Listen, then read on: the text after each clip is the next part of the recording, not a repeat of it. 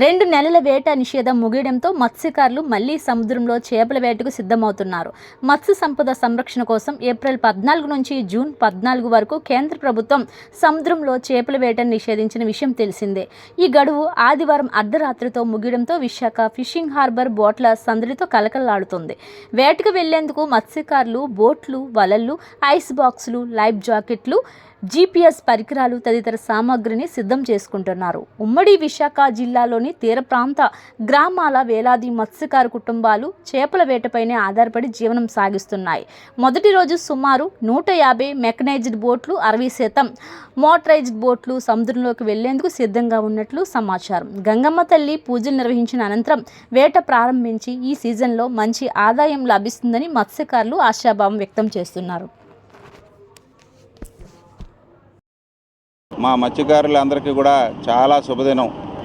మా మత్స్యకారులకే కాదు విశాఖపట్నం ప్రజల వాసులందరికీ కూడా మంచి శుభదినం ఈరోజు.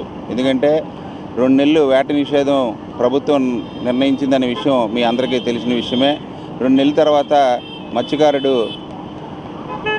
వేటకు వెళ్ళడానికి ఈరోజు శుభదినం కాబట్టి అందరూ వేటకు వెళ్తున్నారు.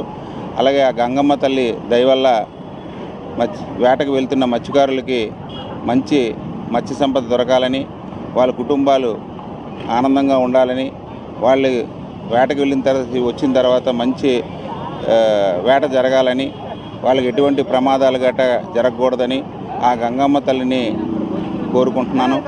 అలాగే ఈరోజు ఒక మత్స్యకారుడు ఈరోజు 2 నెలల నుంచి ఒడ్డునే జీవనం గడుపుతున్నాడు. వేటకు వెళ్తేనే వాళ్ళ కూలి కానీ ఆదాయం కానీ, అలాంటిది ఈరోజు మత్స్యకారుడు వేటకు వెళ్తున్న సందర్భంగా విశాఖ నగరవాసులందరూ కూడా